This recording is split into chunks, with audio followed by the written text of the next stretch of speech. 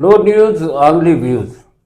दोस्तों, मध्य प्रदेश की डॉक्टर मोहन यादव की सरकार के 2 वर्ष हो चुके। उपलब्धियों की बहुत सी लंबी कहानियां लिखी गई हैं और बड़ी बड़ी योजनाओं की भी बात की गई है। हम केवल चावल के एक दाने पे बात करने चाहते हैं। महाकौशल क्षेत्र का कैंट विधानसभा क्षेत्र। हमारे साथ हैं अभिषेक चौक से चिंटू जी, कांग्रेस के नेता भी हैं, कैंट बोर्ड में उपाध्यक्ष भी रहे हैं। हम आपका स्वागत करते हैं। नमस्कार जी। अभिषेक भाई, सबसे बड़ा मुद्दा आता है डेवलपमेंट का। भारतीय जनता पार्टी लगातार विकास को एक बड़ा मुद्दा बताती आई है।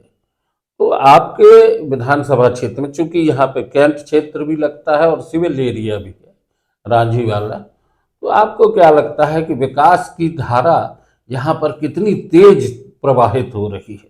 देखिए, कैंट विधानसभा जो है उसमें एक कैंट नगर निगम क्षेत्र है और एक कैंट छावनी क्षेत्र है। जहाँ कैंट छावनी कार्य करती है, नगर निगम क्षेत्र में विधायक और नगर निगम काम करते हैं और उसी से लगे हुए फैक्ट्री एरिया में काफ़ी अधिकतर। तो कैंट विधानसभा में लगभग 60% एरिया है जो सेंट्रल गवर्नमेंट काम करती है और सिर्फ 40% एरिया में विधायक को काम करना होता है। और लगभग 32 साल से कैंट विधानसभा में भारतीय जनता पार्टी के विधायक हैं।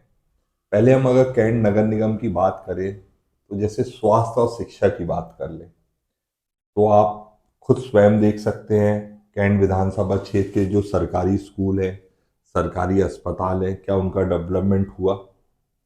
उसी अवधि में कैंट छावनी में जब हम 12 साल रहे तो यहाँ पे पार्षद उपाध्यक्ष रहे।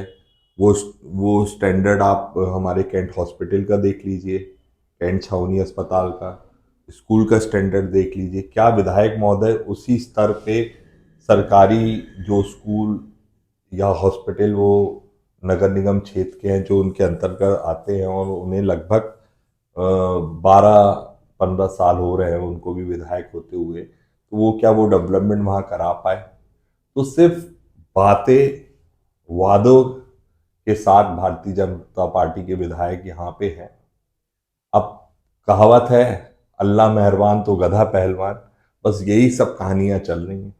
और जनता से आप जाएं, अगर पूछें, रिकॉर्डिंग ना करें, व्यक्तिगत रूप में अगर उनसे बात करें और वो ये इस शर्त पे वो बात करने तैयार होंगे कि आप उनकी बात कहीं ना करें, तो जनता आपको दूध का दूध पानी का पानी कर देगी। अभी चुनाव की बात आती है। पिछला चुनाव आप लड़े थे, बहुत कम, बहुत ज़्यादा आपने वोट हासिल किए थे पिछले चुनाव के मुकाबले, लेकिन पराजय जीत हार तो होती है, पर सबसे कम अंतर रहा। अभी जिस तरीके से एसआईआर पे काम चल रहा है, आपको क्या लगता है? देखिए, ये 2008 से हमारे वरिष्ठ कांग्रेस नेता आदरणीय आलोक मिश्रा जी जो चुनाव लड़े, उसके बाद ही उन्होंने ये मुद्दा उठाया और 2018 में भी उनने ये बात करी थी कि कैंट विधानसभा में काफ़ी अधिक फर्जी मतदाता है और जो शिकायत भी कर रहे थे और यहाँ तक कि वो सुप्रीम कोर्ट भी गए थे ये सारी चीज़ों को लेके, लेकिन सही समय पे निर्णय नहीं हुआ। और आज देखिए ये सारी बातें सामने आ रही हैं। अभी तक तो राहुल हमारे नेता बोल रहे थे, राहुल गांधी जी ने भी जब बोला तो तब पूरे देश में फैली, लेकिन कैंट विधानसभा में तो 2008 से ये बातें हो रही थी और अब ये प्रमाण खुद हो गया। अब जो एसआईआर जो सरकार करा रही है कि खुद ही आंकड़े आ रहे हैं कि 40,000 लोग, भाई कितने लोग की डेथ हुई होगी, कितने लोग इधर से उधर शिफ्ट हुए होंगे? 5,000, 10,000, लेकिन फिर भी ये 30,000 लोग जो हम लोग लगातार बोल रहे हैं फर्जी मतदाता हैं। और इसको अभी आदरणीय आलोक मिश्रा जी ने पूरा एक शीट में भी निकाल के बताया। अगर आप उनसे चर्चा करेंगे कि जैसे आपका नाम गंगा चरण मिश्र है, आप सदर में रहते हो, आप वहां प्राप्त होगे, लेकिन ऐसे आपके 9 जगह और नाम है और जब हम लोग उन एरियो में गए, सर्वे किया, तो वहां के लोगों ने, आपसी लोगों ने ये बताया कि इस प्रकार के व्यक्ति यहाँ रहते ही नहीं है, हमने कभी देखा नहीं, लेकिन नाम वहां पाए गए सेम। तो यही सारी बातें, और जो हम लोग हमेशा कहते आ रहे कि आप सरकारी पर्चियां चलती हैं, सरकारी पर्ची में जो बीएलओ होते हैं, आंगनवाड़ी कार्यकर्ता, ये सब सरकार की होती हैं।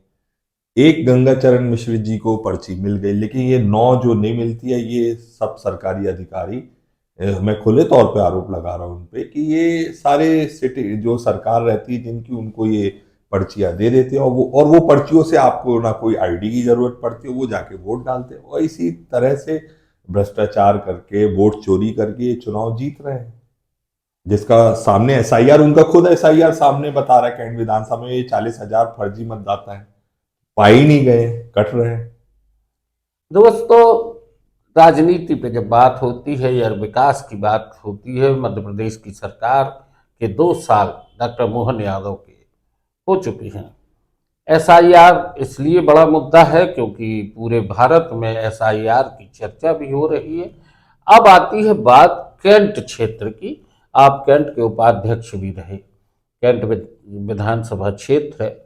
यहाँ की मूल समस्याएं जो हैं, जिनको लेके लगातार बात होती रही है, पहले तो ये था कि केंद्र में सरकार कांग्रेस की है, मध्य प्रदेश में भाजपा की है, बहुत से मुद्दे उलझते रहे, लेकिन अब तो डबल इंजन की सरकार, और तो और 3 इंजन की सरकार बोल दें तो भी कम होता है, क्योंकि एक प्रशासनिक अमला भी काम कर रहा है।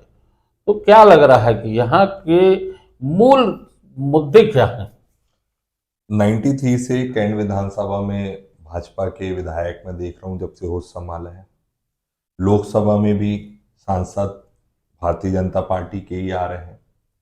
जो सबसे बड़ी मूल समस्या है यहाँ, जो जमीनों की अदला बदली की बात थी, जैसे 2018 में सरकार आई कांग्रेस की, मुझे मौका मिला पहली बार, क्योंकि भाजपा की सरकार में कभी जिला योजना समिति में जाने नहीं मिलता था, पहली बार मुझे जाने मिला, और वहाँ मैंने ये मुद्दा उठाया था। माननीय तरुण भानोट जी भी थे वहाँ पे, और जो हमारे प्रभारी मंत्री थे वो भी थे। इसे गंभीरता से लिया उन्होंने, और जो पहली कैबिनेट की बैठक मध्य प्रदेश की जबलपुर शहर में हुई थी, शिवाजी मैदान से माननीय तरुण भानोट जी ने इसकी घोषणा भी की थी, जिसकी वीडियो क्लिपिंग्स हैं। और ये बड़े तेजी से कलेक्टर छवि भारद्वाज जी थी, आरआई पटवारियों ने, जो 350 एकड़ भूमि है तिलहरी में स्टेट गवर्नमेंट की, जो आर्मी ने एक्वायर की हुई है, उसकी अदला बदली के लिए मात्र 153 या 160 कुछ ऐसी बगीचे बंगले मिला के सब उसकी सब सर्वे रिपोर्ट्स हैं, ये जमीन होगी, इसकी अदला बदली करना था। उसकी स्वीकृति दे दी थी भानोट जी ने शिवाजी मैदान में। प्रक्रिया चल रही थी, लेकिन हमारी सरकार चली गई। अभी भी 120 परिवार को नोटिस आए, और आए दिन नोटिस आ रहे हैं लोगों को बगीचे बंगलों में खाली कराने के लिए। हमने यही कहा है कि भाई ये तो प्रस्ताव पेंडिंग पड़ा है, विधायक भाजपा का है, प्रदेश में सरकार भाजपा की है, सांसद के विधायक भाजपा के सांसद हैं, सरकार केंद्र में भी पिछले 10 साल से भारतीय जनता पार्टी, अदला बदली का प्रस्ताव करे, स्टेट गवर्नमेंट को ये जमीन बगीचे बंगले मिल जाए, आर्मी वो जमीन ले ले, और जिस तरह से नजूल की जमीनों में प्रदेश सरकार पट्टे बांटती है, सारे इन लोगों को पट्टे दे दी जाए, ये समस्या खत्म हो जाएगी।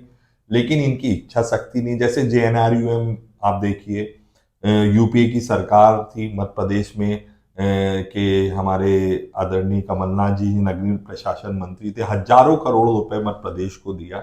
जब मैं उनके पास गया कि जबलपुर शहर में नगर निगम को पैसा मिला है, और कैंट छावनी की जनसंख्या जोड़ के महानगर बना था, तो कैंट छावनी डीपीआर ये सब क्यों नहीं मिला? तो उन्होंने मध्य प्रदेश का पूरा पैसा रोक के बाबूलाल गौड़ जी को बोला था कि भाई कैंट को क्यों नहीं दे रहे हो। फिर प्रदेश सरकार के बाबूलाल गौड़ जी उस समय मंत्री होते थे नगरीय प्रशासन के, उन्होंने 20% जो शेयर था वो स्वीकृत कराया था। मेरा बताने का मतलब ये है कि यहाँ रोहाणी जी विधानसभा अध्यक्ष होते हुए जेएनआरयूएम का पैसा कैंट विधानसभा में, कैंट छावनी में नल जल और ये सारी चीजें नहीं ला पाए थे, क्योंकि इच्छा शक्ति की बात होती है। और वहीं एक मैं पार्षद होते हुए आदरणीय कमलनाथ जी से मिलके, उसमें हमारे उस समय विधायक लखन गंगोरिया जी थे जिन्होंने मुझे सहयोग किया था, और हमने प्रयास कर लिया था, लेकिन बस वही बात है, 2013 में हमारी देश से सरकार चली गई, यूपीए की सरकार, तो वो भी पेंडिंग हुआ। लेकिन प्रयास तो हमने दोनों बार किए, चाहे जेएनआरयूएम का पैसा कैंट छावनी को दिलाने की बात हो, चाहे जमीन की अदला बदली की 2018 में माननीय तरुण भानोट जी के माध्यम से बात हो।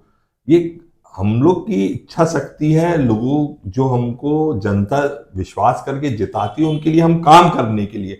लेकिन मुझे लगता है भारतीय जनता पार्टी के लोग सिर्फ जीतने के बाद भूमि पूजन में ज्यादा विश्वास करते हैं। आज अपन फ्लाईओवर की बात कर ले, सबसे ज्यादा जरूरत पेंटी नाका में फ्लाईओवर की है, एम्पायर से लेके वाईएमसीए गोरा बाजार तक, लेकिन आज तक स्वीकृत नहीं हुआ। रांची में कितनी बड़ी समस्या है।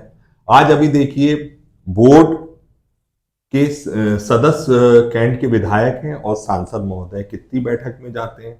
अभी धार्मिक आयोजन पे 50-50 हजार रुपए शुल्क लगा दिया कैंट बोर्ड ने, जिसका विरोध हम लोगों ने किया। सभी धर्म के लोग इकट्ठे हुए शिवाजी ग्राउंड में, और उसको 250 रुपए पे लाए हमने। जो धर्म, आज फुटबॉल खत्म हो गई शिवाजी ग्राउंड से, जबकि शिवाजी ग्राउंड फुटबॉल के लिए माना जाने वाला ग्राउंड था।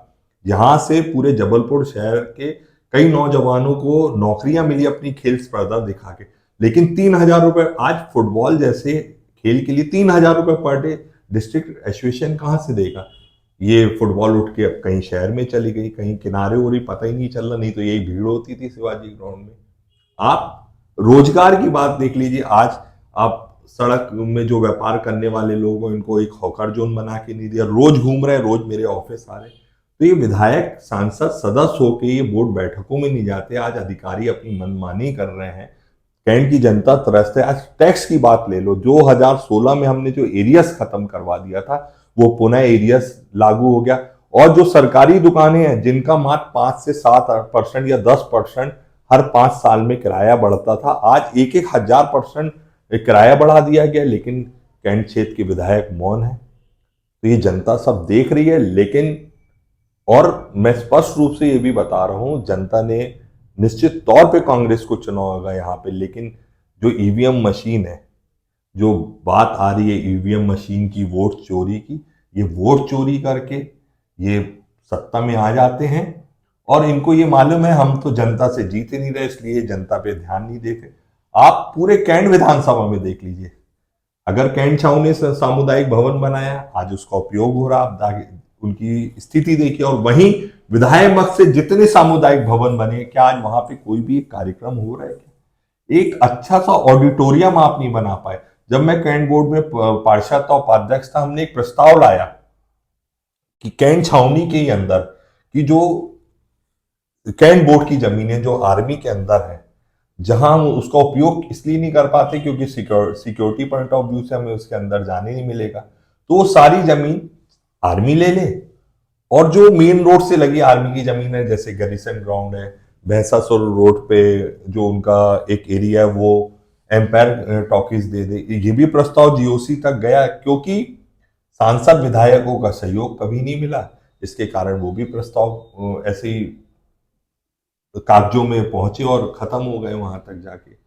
दोस्तों, 2 साल मध्य प्रदेश में डॉक्टर मोहन यादव के हो चुके हैं, उपलब्धियों के कसीदे करे जा रहे हैं, लेकिन जबलपुर का कैंट विधानसभा क्षेत्र उपेक्षित है।